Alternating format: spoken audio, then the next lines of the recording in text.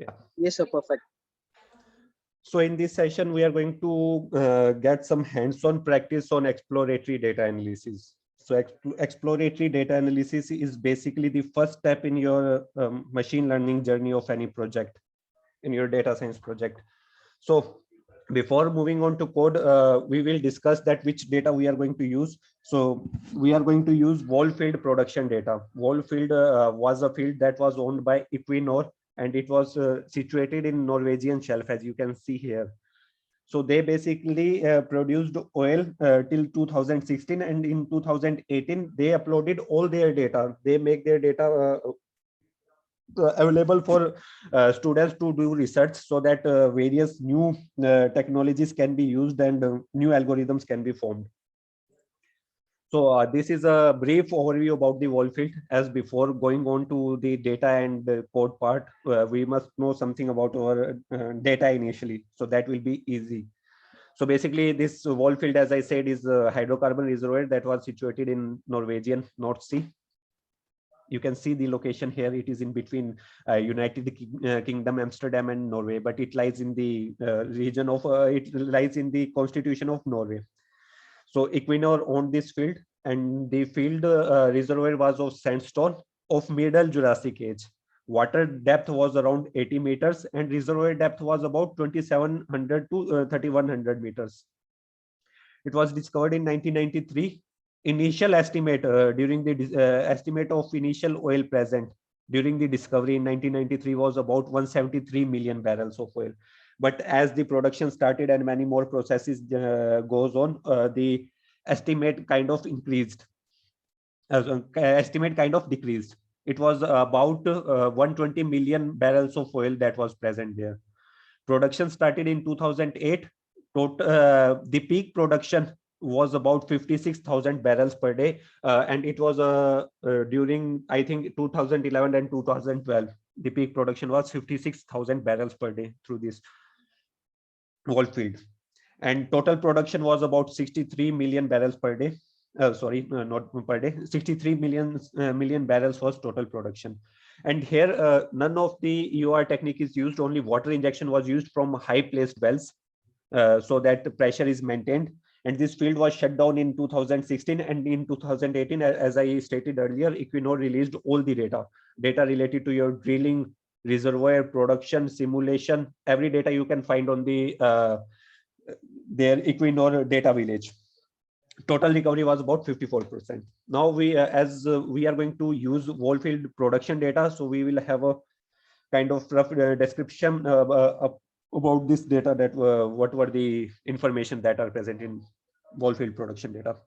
So basically the Volve field production data has date of production and code and names of various wellbores that are present there. Pressure data, what is the downhole pressure and temperature for a given date. What is the average tubing pressure, annulus pressure, how much barrel of not in barrel, how much meter cube of oil is produced for a given day, how much meter cube of gas and water is produced, how much meter cube of water is injected for a given day, and the and what how for how many hours a certain well is following for a given date. All this data is present. Units for pressure, all the pressure terms is PSI. Temperature were calculated in Celsius, and all the productions and injection units are in standard cubic meters. So here you can see there were about 7 wells that were present in Volve field. Actually, more number of wells were present, but we only have production data for these 7 wells, as these 7 wells were the main wells that were contributing towards the total oil production from the Volve field. So from these 7 wells, you can see here two wells were injector well, IF5 and IF5 and IF4. These two were injector wells. Out of these two, also this 5 number wells is also producer well for some time, and for some time it was injector well. So don't go on my words. When we are going to see the ADA part of data, you are going to see yourself that all these things are correct. So there were total 7 wells, 5 producer wells, 1 purely injector well, and 1 injector as well as producer well. So this was about the operating duration for different wells. Some wells kind of operated from 2008 to 2016 for 8 years, while some wells operated for 2 years, and there were this one well is also there that is operated for 3 years. So different wells operated for different years. Now this is the EDA part we will discuss in the code. So let's move on to the code. So I think everyone is familiar with this Jupyter notebook. So basically this IDE we use for developing initial code in some data science project. My screen is visible, right? Jupyter notebook is visible. Can someone confirm me? Yes, sir. Yes, It's sir. visible. Okay. So as you all know, machine learning and artificial intelligence, or you can say data science, is the upcoming technology, that is elephant in the room. So this machine learning and artificial intelligence, or you can say data science, let's not complicate the words by using artificial intelligence. This data science, we can take advantage of this data science in our oil and gas industry also. Why? Because there is a lot of data that is present in oil and gas industry. As you see from the starting of the exploration phase, in oil and gas industry, we start to kind of gather data, in whether it is in exploration, whether it is in logging phase, logging while drilling phase, production phase, or also reservoir data is also gathered. So we can make use of all this data to kind of develop some new algorithms that can reduce the human effort. And also with the increase in unconventional resources, as you know, conventional reservoirs like sandstone, we know about the fluid mechanics, that what is going through the sandstone, and we know Darcy law, we know how fluid is flowing through the pores and all those things. But the same thing is not true in these unconventional reservoirs like shale. And a lot of research is going on for you can say for understanding the physics behind the flow through these unconventional reservoirs. A lot of research is going on. So in that unconventional reservoirs, we can use the data and get some algorithm, because I think this research can take some of the time. So in the meantime, these data science algorithms can be used as a substitute with the conventional methods. So here are some of the machine learning applications that can be that we can take advantage in oil and gas industry. Some are, like, for example, one of them is trajectory forecasting from drilling data. EOR screening, we can do predictive maintenance of some equipments like drill pipe or your sucker rod pump or compressor. These things we can do. Selection of artificial lift techniques depending on your crude property and reservoir property. These we can use. Production forecasting we can use, and predicting production from operational parameters we can use. So in this particular workshop, what we are going to do, we are going to make a data. We are going to take a raw data that was provided by the Volve field, and we are going to manipulate it. We are going to make it ready for a machine learning algorithm. We are not going to discuss the part of machine learning algorithms, but yeah, I will show you one simple linear regression model also. So the problem statement for this workshop is going to be how we can see the effect of various productional parameters on our oil production. So basically, if I show you the data, let me import first of libraries and my data frame. So yeah, so this type of data is present. Or 1 second, let me show you the CSV file itself.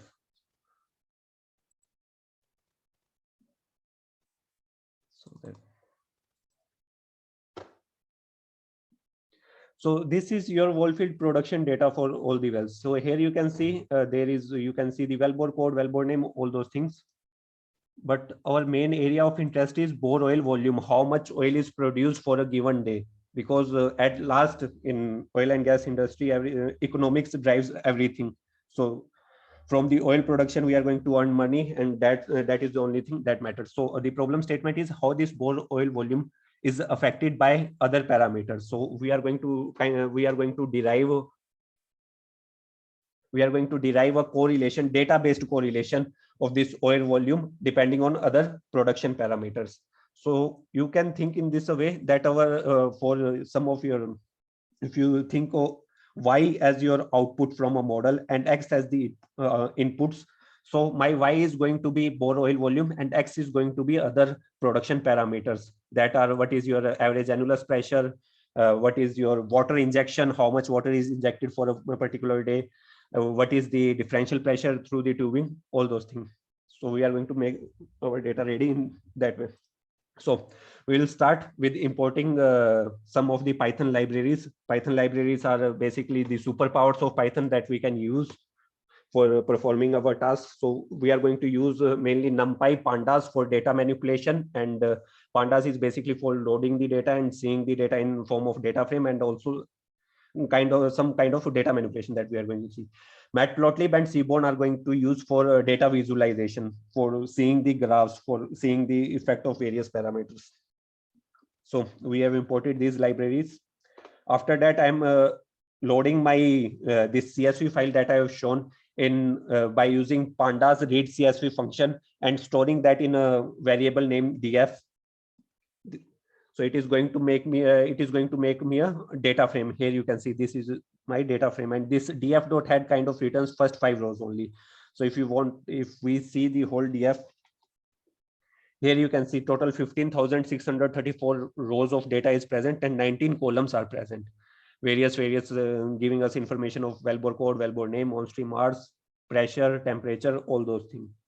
And if you are going to see the type of this df, that what is the type of this my variable df, so it is going to return me a pandas dot data frame. So this data frame is kind of, you can see, for simplification we can say that we have uploaded this Excel file in our Python, and now we can use the data. df.head will give you the first 5 columns. df.tail give you the last 5 columns. From here you can see df.shape is going to return you the shape that we have already seen here. 15,634 rows are present and 19 columns are present. Now comes this df.info. So it is a good practice to know the columns and the corresponding data types, that what type of data type is present for a certain column, and also that how many non-null values are present. So for doing that, this df.info comes handy.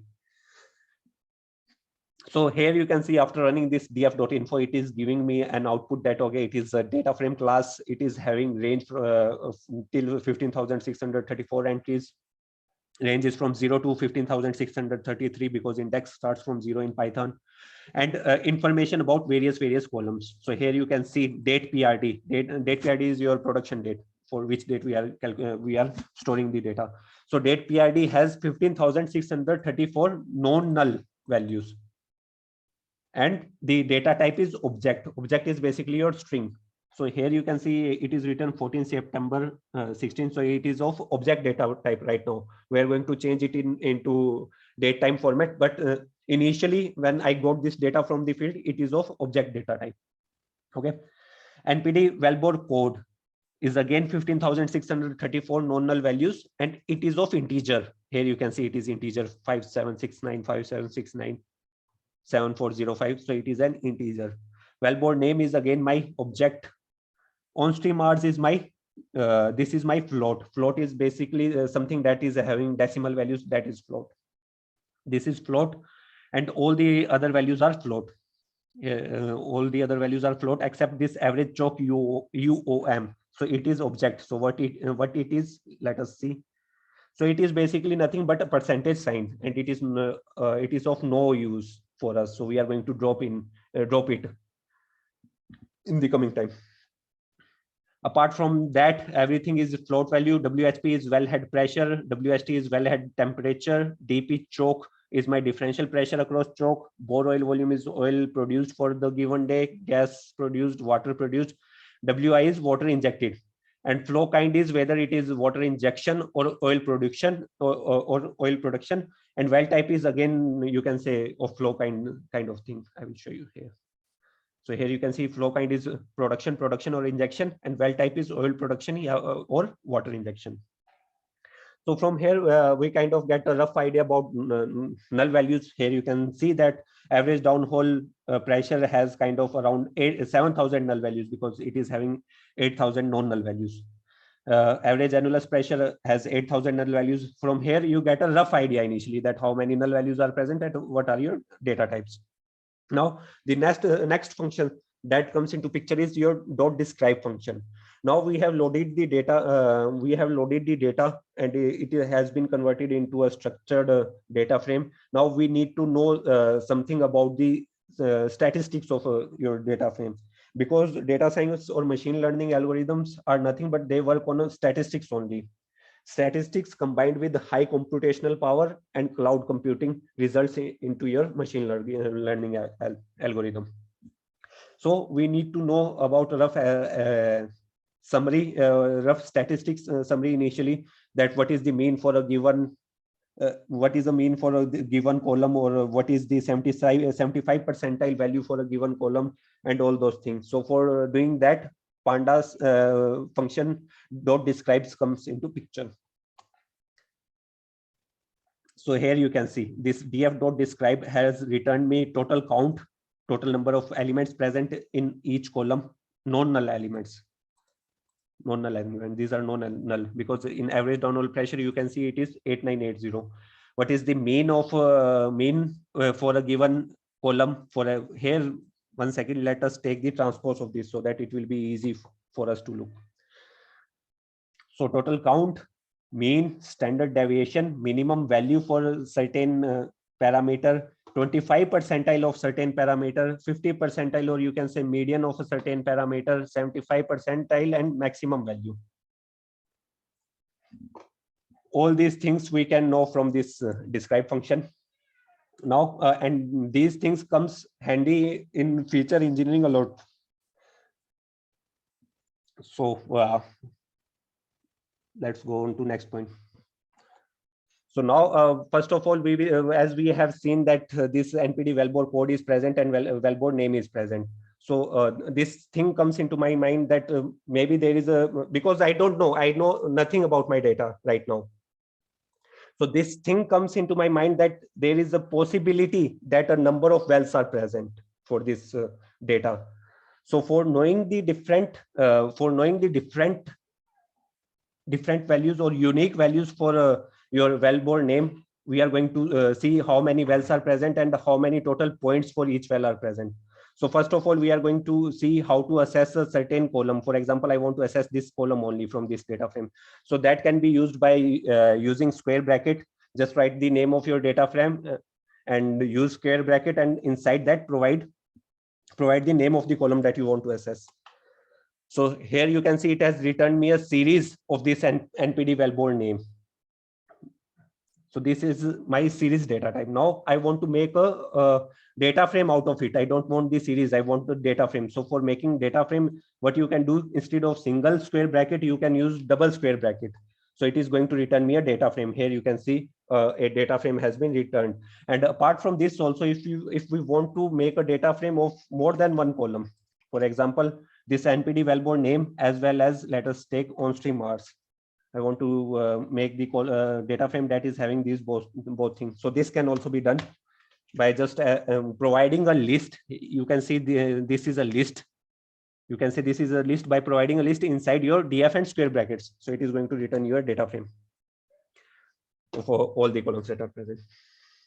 So now, yeah. Let us take this. Now we want to get the unique items from my NPD wellbore name. So for doing that, just assess that column that you want, and after that, just use dot unique function of your pandas. So here, when I run this cell of code, you can see I got different values, different unique values for my wellbore name. So you can see here that total 7 different unique values are present. And if you remember from this PPT, so I have said that total 7 number of wells are present, and I also mentioned the wellbore names, so you can verify yourself from here. So now we know the that different wells are present, and we also know the name of those wells. Now the next step is counting the values for each well, because total 15,634 data points are going to correspond to different well data, and our aim is to get the function of bore oil volume in form of your production parameters. So we are going to take one producer well and total injection well and make a final data frame. So for that, we need to know different count of data present for each wellbore. So for that, value counts function comes handy, and here you can see.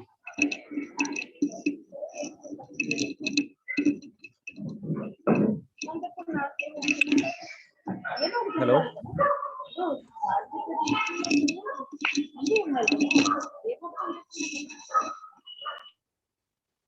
Yeah.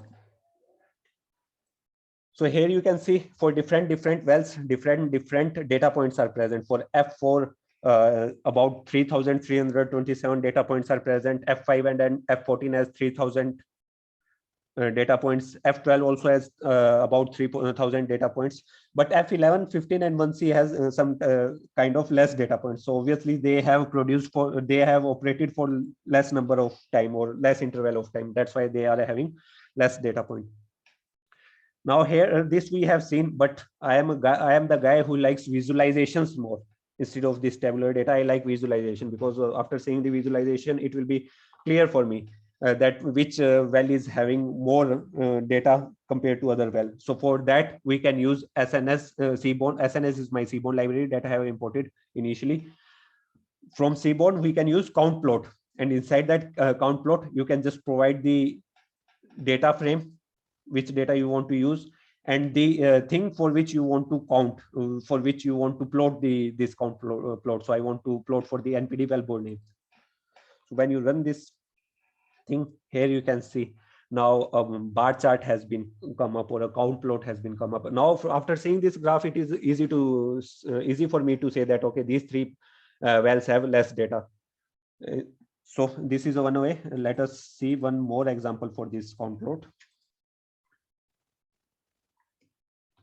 So this time, instead of this wellbore name, we are going to use our well type or flow kind, for how much data, production data we have data, and for how much injection time we have data. So here you can see production and injection data distribution also. For production, about 9,000 data points are there, and for injection, 6,000 data points are there. Now moving on to the next thing. Now the thing is for visualizing the null values from my whole data set, because as we know, this data has came from the field directly, so it is a raw data. So it is also possible that there will be some null values because of some sensor failure or some technical failures. There is possibility that null value is present. You are not going to get great data every time. I can say anytime, not every time. You are not going to get great data. There some of null values will be present, some of the wrong values will be present. So we need to investigate all those things. So for for getting the information about null values, there is this function .isNA that is present for your pandas data frame. So when I'm going to run this command, it is going to return me a data frame of booleans. So booleans is going to have true and false values. False is the point where null value is not present, and true is the point where null value is present, because we are saying that isNA is not available.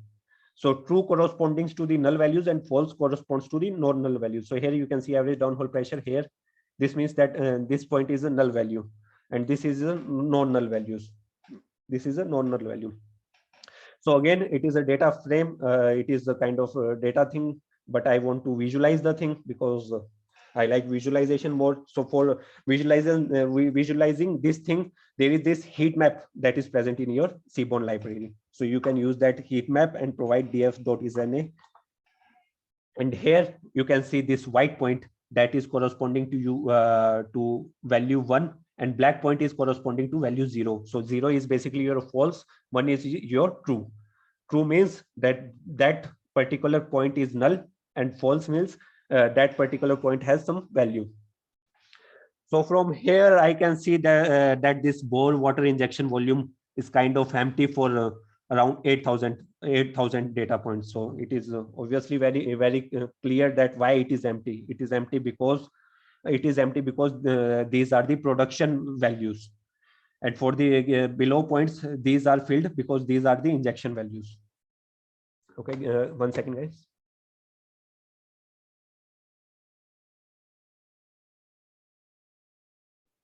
Yeah. So from visualization, it is clear that these are my production points and these are my injection points. So for injection, you can also see there is no value for average downhole pressure. Obviously, you don't calculate average downhole pressure when we are injecting the water in certain well.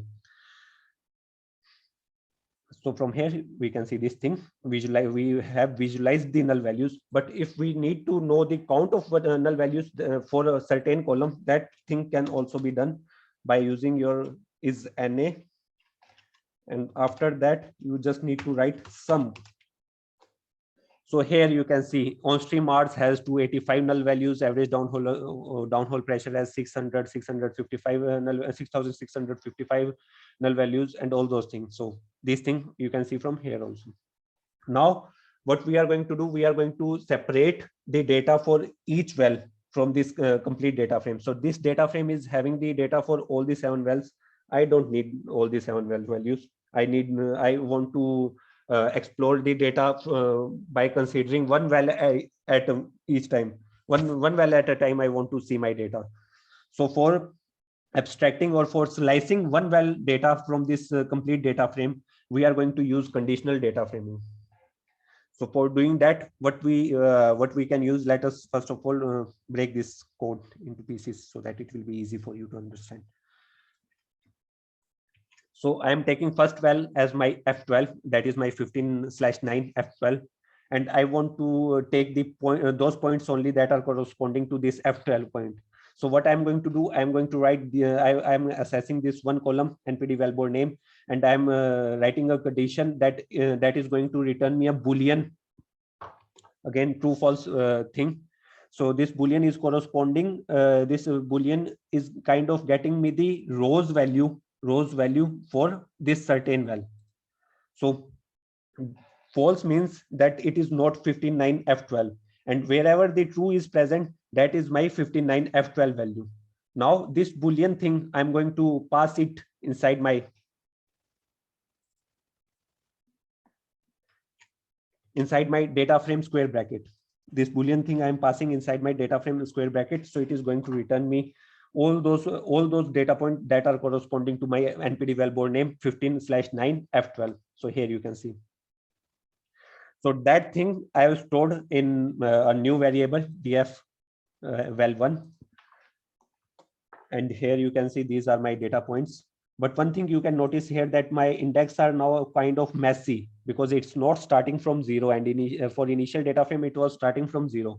So it is always a good practice to take your index accordingly, or set your index. So what I'm going to do, I'm going to reset this index. So by using this reset index, what it will do, it will remove these points and replace it by 0 to 3056.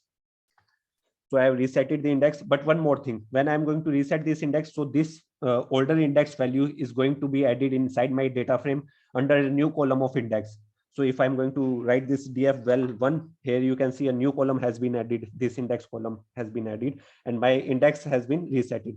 Now we need to drop this index column because it is of no use for us. So 1 second, we are going to, I've dropped it later. So let it be for one time here. We have to drop this index column, as well as we have to change this date PRD, as it is object format we have seen earlier, into date time format, pandas date time format, so that various time series analysis we can do, or for plotting purpose, because what is happening now, this is our computer is understanding that this is a string only, this is not of date time format. So we need to convert it into date time format so that various date time functionality we can use. So here also you can see date PRD is my object. Now I need to convert this object into date time format. So for doing that, we will see. But first of all, let's also see one difference why we need to convert it into date time format. So I'm going to plot. I am using a line plot on which x-axis is my date PRD and y-axis is my bore oil volume. So if I run this code, it is not going to give me output. It is going to stuck here because my machine is understanding that date PRD is string, and you cannot plot string versus your numerical data. So let's stop this here. It is not going to plot. So now I'm going to convert this date PRD into datetime format. So for doing that, I have used two datetime function from pandas, and I have converted into my datetime format. Now, if when I'm going to run this info code, here you can see for date PRD, your D type has been changed from object to datetime. Now we can use this for plotting. And here you can see the plot. On the x-axis, there is this different values for years, and on the y-axis is your bore oil volume, or how oil is produced. And one more thing, if you guys do notice, you can see the decline in your oil production. So you can also kind of think about the decline curve analysis that you have studied or done in the field here. Now my date time format has been converted. Now my next step is going to drop that index column, that extra column that I don't need, this index column. So for doing that, I'm going to use my dot drop function from pandas data frame, and I provided the name of the column that I want to drop. I provided the axis. Axis is basically axis 0 means by default axis is 0. Axis 0 means we have to drop from these rows, and axis 1 means we have to drop from this column. So here I have to drop this column, index column. That's why I have provided axis equal to 1. So by this, now you can see your index column has been dropped. Now this whole thing, again, resetting of index, slicing the data frame, resetting of index, and converting my date time from object to datetime format. These all things will need to be done in all the wells data, and I'm not going to write this certain code every time. So for this purpose, I will make a function that I can use whenever I want, whenever I'm going to load certain wellbore data. And that, what will that do? It is going to take input as my whole data frame of the Volve field, and wellbore name, the well data that I need, name of that wellbore. And it is going to return me df well, that will be in this format where date PRD is my datetime format and indexes are resetted. So basically what I have done here, I have written all the above code in this function only, and in return I am getting this df well. So now, for example, this df well 1 only, I'm storing this df well in this df well 1 variable, and I have used the data format function. Inside that I have provided data frame, initial data frame df, and the wellbore name that I wanted. So I wanted f12, so I have given that, and this df well 1 is this data frame. Here you can see index is resetted, date PRD is my in datetime format. Now let's check the null values by using heat map in this thing for this well, for f12. So here we can see bore water injection volume is totally null. Yeah, it is null because it is a producer well. And apart from that, there are some null values for average choke size as well as average annulus pressure. Let's see how many null values are present. So basically six null values are present in downhole pressure and temperature and DP tubing. 13 null values are present in annulus pressure, choke size 44, and bore water injection volume is completely empty. So by seeing this bore water injection volume completely empty, we can see that no injection from this well has been done. Now I have seen all these things. Now I knew about the null values. Now I want to plot all these columns with respect to my date. I want to see every column column plots. So for doing that, what I can use df dot plotting. So basically I've written the name of the data frame. After that, I'm using this dot plot function. Subplots I have set as true, so that I get each subplot for different columns and provided the figure size.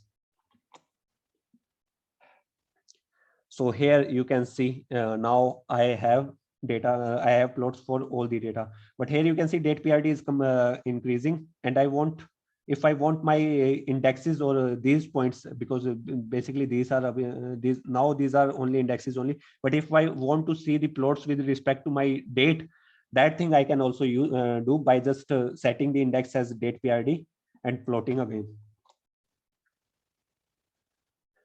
So here you can see the difference. Now on x-axis is my date PRD. So now this plot I can see, and from this plot I can deduce many things. One of the major thing is that this average downhole pressure and average downhole temperature sensor has been has become faulty after a certain time, because it is showing me showing 0. So after around 3.5 years, in mid of 2010, this sensor has become faulty. That's why it's showing 0. So if I haven't plotted the whole data, if I just used this data from here after handling null values, so it is going to and trained some machine learning model, then that machine learning model is going to give me very faulty errors, very faulty calculations. So that's why this is the importance of this EDA step, so that you can know your data. The more time you spend with your data, the more good algorithm you are going to develop by using machine learning algorithms. So that's why this EDA part is very, very important. So one thing we have deduced from here, that these two sensors are faulty, so we need to drop these two columns because these are of no use. And apart from that, if we see bore oil volume, oil production has increased at this point. Not that much increased, but yeah, kind of increased at this point. And why it has been increased, there can be certain reasons. But if you guys see this on stream Mars, here you can see for a long period of time, my well was shut in. So maybe the pressure has been built up in the well. That's why this oil volume has been increased at this point. One reason can be this, but yeah, there are also possible that some other reasons are there. Some workover has been done, or more, or other things. So this is my bore water volume. So here you, from this point, you can see that at some point here the breakthrough has been, water breakthrough has been occurred. That's why water production has been started. Here my oil production has been declined, started to decline. So many things you can deduce from these plots. Okay, so this was the way for plotting all the columns in one plot only. Now my next thing is to see, we have average choke size, we have 44 null values. Now my next thing is to see this average choke size, that if I can see these null values from here. So here, yeah, we can see some null values are here, or some null values are here also. So now I need to handle these null values. So some people, what they do, there are many ways for handling null values. Either you can drop the columns, but I don't believe in dropping the columns because I don't want to reduce my data.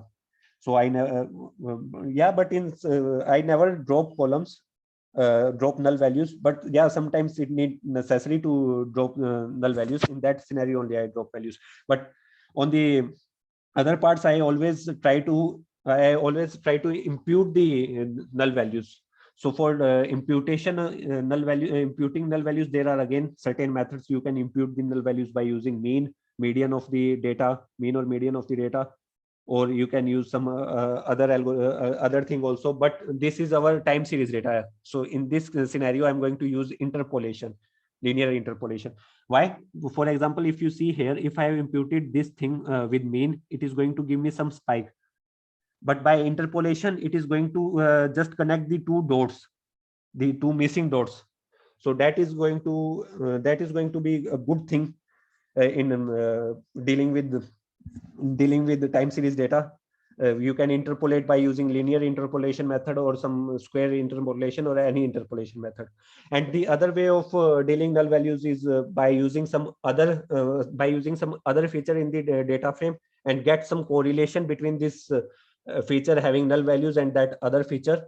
And by using that correlation, you can also fill the null values. One example is, for example, you have porosity and permeability data for certain data science project, and in that permeability data is having a lot of missing values. Around 30% points are missing in permeability data. And now as you have a domain knowledge, you know that porosity is going to be kindly some type is going to have some kind of relationship with permeability. So you can try to find that correlation, that whether how it is these two things are correlated, and use that correlation for filling the null values in permeability. That is also one thing. But here we are going to use linear interpolation method for filling the null values. So I have filled the null values here by using linear interpolation. Now if I'm going to see my null value plot, so here you can see null values have been filled except this bore water injection volume. So this will be dropped. Now we are going to drop columns for this well F12 that are of no use for us. So I'm going to drop average downhole pressure, downhole temperature, and bore water injection volume. Pressure and temperature I'm dropping because it is kind of having faulty data after a certain point. And water injection volume I am dropping because that is completely empty and because it is our producer well. Now if you see your final data frame, so it is your final data frame. Now this we are going to use with our injection data for making a new data frame that can be used in our machine learning algorithm. Now coming on to the next point. So this well, one well we have seen. Now we will have a quick investigation about other wells that are present, because I don't know which well is injector well, which well is producer well, or what are the things are going on. So we are going to use that data format function that I have created earlier, and we are going to see quickly that what different wells are showing. So for well 2 is my F14. So for F14, I can again say that okay, it is also a producer well, but it is also have some very missing values in annulus pressure, choke size, these two things. And let us plot all the plots also for this well. So yeah, this kind of seems nice producing well. My F14. Now coming to well 3, that is my F11. Again, you can see that it is a producer well, some missing values here.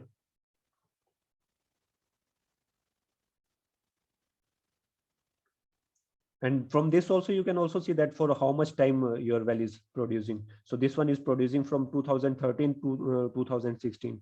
The well 2 was producing from 2008 to 2017. So these things you can also see. Again, this thing I also written in the PPT, so you can confirm these things now from your code. Now, well 4, we are going to take F1C. It is very interesting well, this one. Here you can see average annulus pressure is kind of empty. So we can say that some faultiness in the sensor has happened after some time. So yeah, here you can see kind of this multiple shut-ins in this well. So because on-stream hours is basically telling that for how much hours on a certain day my well is producing. So you can see value corresponding to 0 for this on-stream hours a lot. So here you can see a multiple shut-ins are there in boil oil volume also. You can see that this is 0 0 0. Now if you have also handled the outlier without seeing this data, so basically if you are going to take the distribution plot of this, so here you can see this 0 value is present here and a smooth curve, bell-shaped curve is forming here. So you will understand that maybe this 0 is your outlier, and if you have handled the outlier by using some technique, by IQR technique or any other technique, so you have missed a lot of important data from this bore well. So sometimes outliers are also important. That completely depends on your problem statement, whether to remove outlier or not. For this certain thing, for when I'm going to consider this well, I'm not going to remove outlier. So again, that conclusion can also be drawn in this EDA part only. Now my well 5 is my 15D. Again, it is an producer well having 940 data points. So it is also produced for very less number of days, about 2 years only. Well 6, my F4. Now this is my injector well. You can see bore water injection volume has been filled and other things are empty. So now this I'm going to use this injector well, this injection data I'm going to use with my producer well data to form a final data frame. So before going on that, let's see plots for this also. Here you can see on stream hours and bore water injection volume. So basically for how many hours we have injected the water and what is the volume of water injection in standard meter cube for that particular day. Now comes my well 7. Here you can see that data is present in water injection as well as oil production. So this is that well that has been used as injector as well as producer well. So this is that well. So again in EDA you have find out one more important point, that okay, this well 7 was used as producer as well as injector well. So again, this injection data we are going to use for merging our data set with the well one. Now,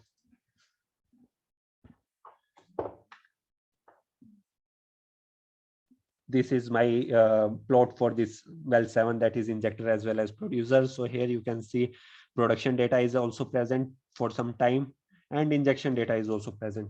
Now my first step is going to be separate this injection and production data from this well 7. So if I'm going to take the count plot, so here you can see around 90% or 95% of total data is injection data, and only for 5% of the total time this well has produced. So I'm going to take the injection data out of it by using again conditional data framing, but the condition that I provide here is that my bore oil volume is null. So basically when my bore oil volume is null, it means that at that time my well was injecting the water. So that data I have stored in this my df well 7 injection, this variable. Now if we see the plots for this data frame, here you can see we have kind of splitted all the water injection data from the whole data frame. Now I'm going to also get the data for my production time for this well. So for that thing, I just need the inverse of the boolean that I have used initially. So I just inverted that, and here you can see it is coming. I got the production data also. So it has kind of produced for 5 months only. So now I have separated the injection data and production data from this well 7. Now my next thing is merging the production data and injections wells data. So for a producer well, I'm going to use the well 1 currently, and injection wells I'm going to use these 6 and 7 injector well that was there at this point. So let's go on. So df well 1, this data frame I'm going to use. This is my producer well data. This is my first injector well data, and this is my second injector well data. So from injector well data, I just need this bore water injection volume. Apart from that, I don't need anything. Yeah, this on stream hours also. And in production data, I need all the points. So first of all, we will prepare the injection data only, because currently in our injection data frame, we have all these points, average downhole pressure, also all those things. Although they are null, but the columns are present. So I have to remove them. So from here, DFL6, here you can see I have created a new data frame that is only having this date production, on stream hours, or for how much hours this well has injected, and total water injection volume. So this data frame I have taken, and if you can see, so basically these two data I have injected, on stream hours and water injection volume from my water injection. Now again, I'm going to fill my null values by linear interpolation. Now here you can see I have filled, but some initial parts remained. Why this remained? Because the direction I have used, that was forward direction. So for filling these initial values, I need to use the backward direction. So first I will fill the null values by using forward direction, and the remaining null values will be filled by using my changing my limit direction to backward. And here you can see this data for this injection well has been ready with no null values. Now, if we are going to see the columns names, so column names are basically date PRD, on stream hours, and bore water injection volume. So if I'm going to merge this data frame with these column name with my production data, that is going to be messy, because in that production data also on stream hours is present and bore water injection volume is present. And also there is a need to specify that for which injector well we are talking about. So I'm going to rename these columns.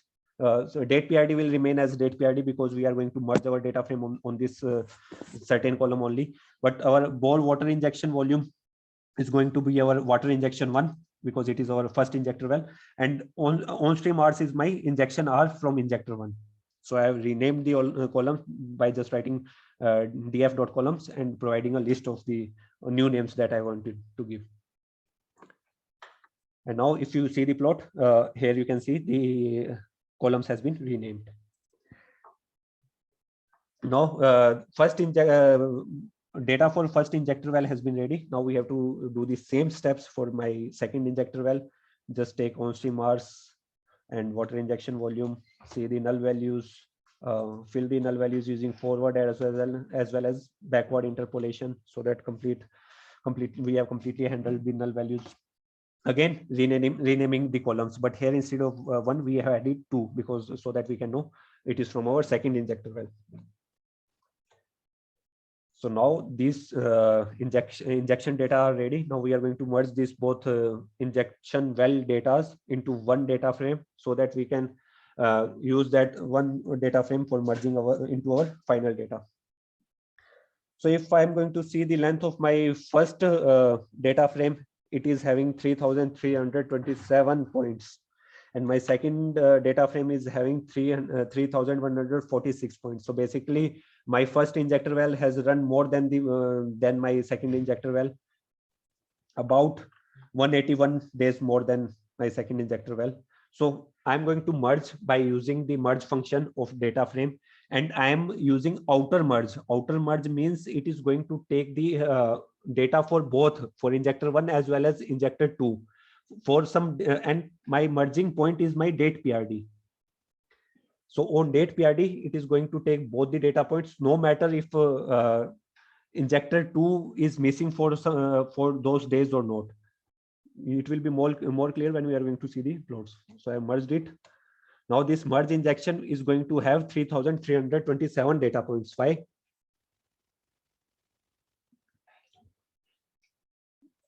Because injector 1 has produced more than the injector 2. That's why in the merge injection, I've used the outer merge. So it is going to have the total number of data points that is present in my first injector data frame. And also you can see here that for the last days, this injector 2 columns are having null values. Again, that I said, because for some days this injector 2 hasn't been used or operated. So for filling this null values, again, I'm going to, first of all, let us see the null values. Yeah, it is present in bottom part only. So it has only operated for these days only. And about 181 data points are null. So again, this has confirmed from here that the thing is going okay. And we are going to fill these null values with 0. Why 0? Because injector 2 hasn't been operated for these number of days. That's why we are going to fill these null values with 0. We have filled the null values. Now your data frame is ready. Now in this data frame, I'm also going to add a new column, that is my total injection, that will take the effect of this both water injection 1 and water injection 2.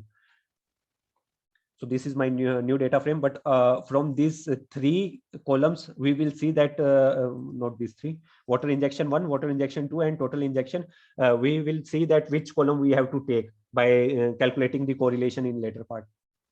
That is coming.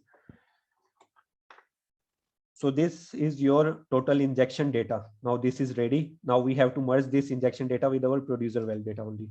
So producer well data is present in my df well1 variable. These points are there. Merge injection data is this one.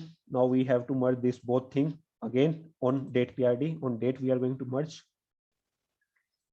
And in this scenario, we are going to take the inner merge. Why inner merge? Because my production well have 3,000 data points, 3,056.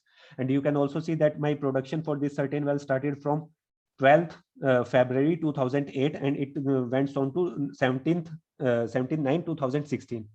But my injection well data is present from 1/9/2007. It is present from around 6 months before this producer well data. And it is also present after the production has been stopped for the certain well. And our interest, our column of interest is bore oil volume. So we don't need to have the extra injection data. That's why we are going to use the inner merge here. So after inner merge, this is our final data set, in which you can see the production wells, the data is production data is also there, as well as injection data is also there. And if you are going to see if some null values is present or not, so no null values is present. So now the next step is, first of all, let us see the plots. So this is the plot for my final data set. that I'm going to feed inside my data, inside my machine learning pipeline. But before feeding all this, I also show you a small feature selection thing. Although we don't use this feature selection directly in here, I'm just using correlation, and I have set a certain threshold in between minus 0.15 and 0.15, and I'm going to take all the features that are above these. So basically, I'm not going to use average wellhead temperature, average annulus pressure, and these two things for providing inside my machine learning algorithm. Again, this feature selection is again a huge topic, but for current workshop, it is for showing you that how the things are done. And again, here you can see that bore gas volume and bore oil volume, we are getting the correlation one because we are getting correlation with itself. But gas volume is also having a correlation one with bore oil volume. Why? Because your gas production produced will be directly proportional to your oil produced. If you know the derivation of your BO, that is your formation formation oil volume factor, as gas liberates from the oil. So basically my gas production will be directly proportional to my oil production. So we cannot use this bore gas volume in our machine learning algorithm because that may result in some data leakage to our algorithm. It will provide you extraordinary results. It can provide you RMSE equal to zero, very equivalent to zero, but that again, that will be your wrong algorithm. That is of no use.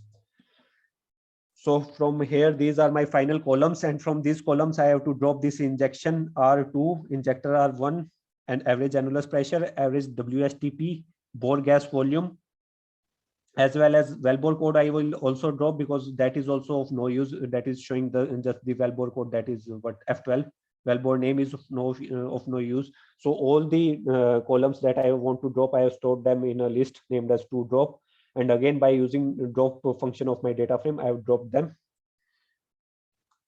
here.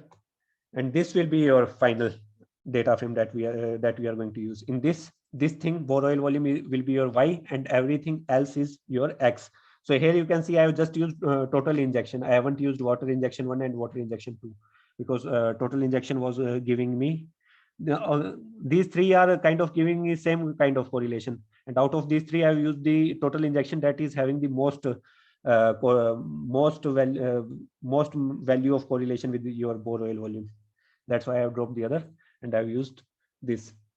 Now this your data is ready. Now you just need to do the machine learning part. You just need to provide this data into your machine learning algorithm. So you can see that we have taken this much of time for data preparation, and your machine learning algorithm fitting can be done in these steps only. So basically I'm here. Let me show you this also. My final data frame is ready and I have set index as date PRD. Now I am, as I said, I'm taking my Y as bore oil volume and X to all the other values. So these are my X values, on-stream hours, DP tubing, choke size, and all those things. I have imported sklearn. I will use sklearn for linear regression here. Again, this is for for displaying purpose only. This is not the exact manner because in this machine learning thing also a lot of hyperparameter tuning has been needed to be done. After that, I have splitted my data into training and testing data. Shuffle I have taken as false because it is a time series data. You cannot use shuffle as true. This is my training data from 12 to 2008 to 15/3/2014. This is my test data from 16/3/2014, just the next day to the last day. And after that, I have imported standard scaler for scaling the data, imported the linear regression, made an object out of this linear regression class, and fitted the model. That's it. This is your fitting thing. Now, your fitting has been done.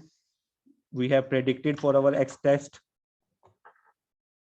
If we calculate the mean squared error, it is very, very poor because again, we have used a very basic linear regression algorithm. And again, this linear regression algorithm has a lot of assumptions. So if your data doesn't follow those assumptions, there is no use of using this.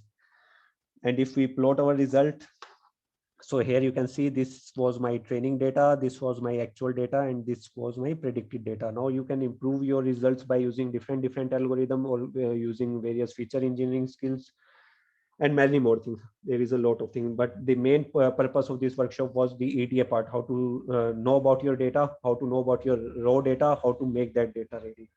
So that's it from my guys. Any question are invited.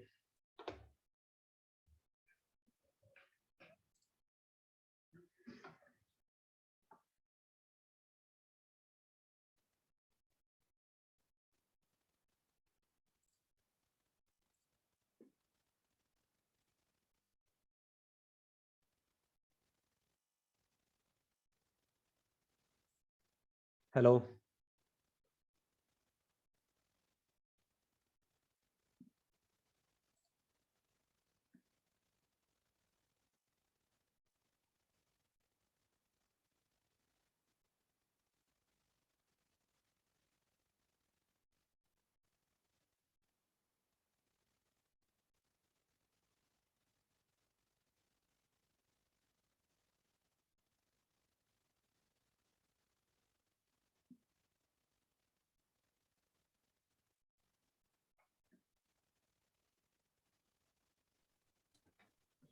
Students, you can ask your doubts in the chat section too if you're feeling hesitated to ask in the I am muting it.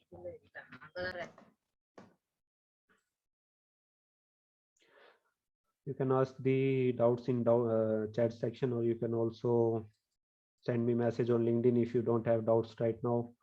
I will share this notebook, and you can also find this notebook on my GitHub. Yeah.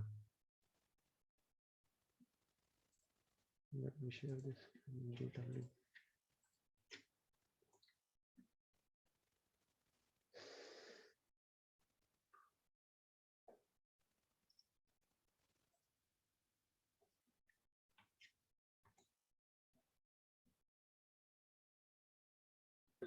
So okay, then we'll wind up the session. Thank you, sir, for the wonderful session. Participants will be soon sharing the recorded session and the certificates in the WhatsApp, and even the drive link will be shared of the recorded session and PPTs. So kindly go through that. And even we have some few other data science courses coming up ahead. You can also look into it through our websites. Thank you, sir. Thank you very much. Thank you, Thank participants. you. Thank you, everyone. Thank you. Bye bye. Have a good day.